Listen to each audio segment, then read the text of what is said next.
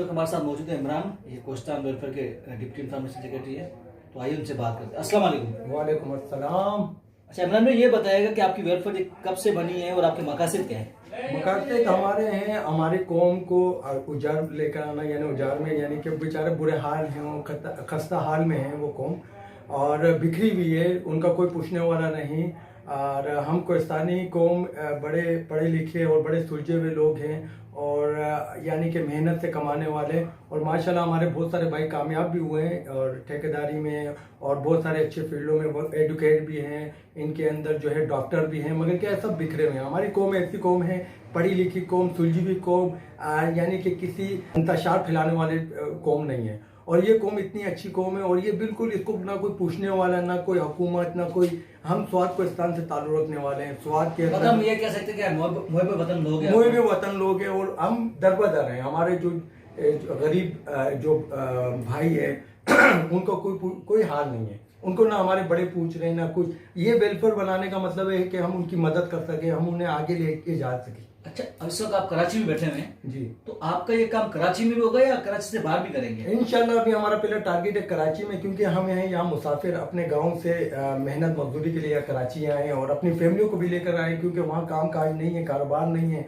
तो यहाँ आकर जो हाल हमारे साथ गुजर रहा है, किराए के मकानों में रह रहे हैं, ख्वार है, उनके बच्चों की एजुकेशन नहीं है, कुछ नहीं है, कोई हाल नहीं है।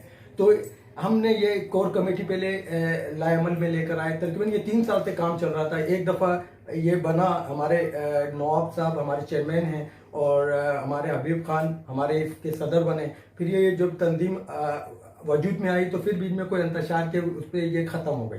ये तकरीबन कुछ 3 महीने चली है। 3 महीने के बाद ये टूटी है। उसके बाद हमारी यूथ, हमारी जो 7 जिले की यूथ है वो इकट्ठी हो चुकी थी, मगर हमारे बड़े मदर विंग्स वो ख़त्म हो गई थी।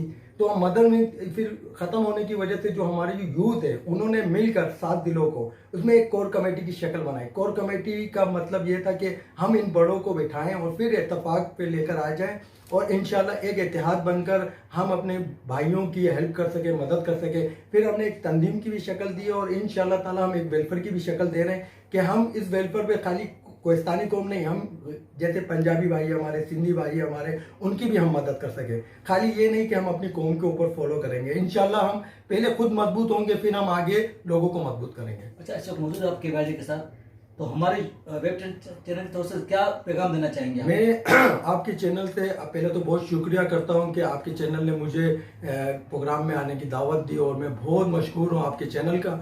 और इंशाल्लाह ताला मैं हमेशा इस चैनल के साथ ही रहूंगा, और इस चैनल को मैं सलाम सलूट करता हूं कि हमारे पाकिस्तान में कुछ ऐसे भी चैनल है जो ऐसे लोगों का जो कोई पूछ हाल नहीं है, कि कोई पूछ नहीं रहा। तो ये वो चैनल है जिसने हम जैसे लोगों को फ्रंट पे लेकर आया, और पाकिस्तान में लोगों को दिखा रहे हैं कि देखें ये कौम है जो कि एक इत्तेफाक करने के लिए, एक इत्तेहाद करने के लिए इकट्ठी हो रही है। सर, अपने कोस्तानी भाई को बोल दें कि हमारे चैनल जो है केवाईजी न्यूज़ सब्सक्राइब कर दें।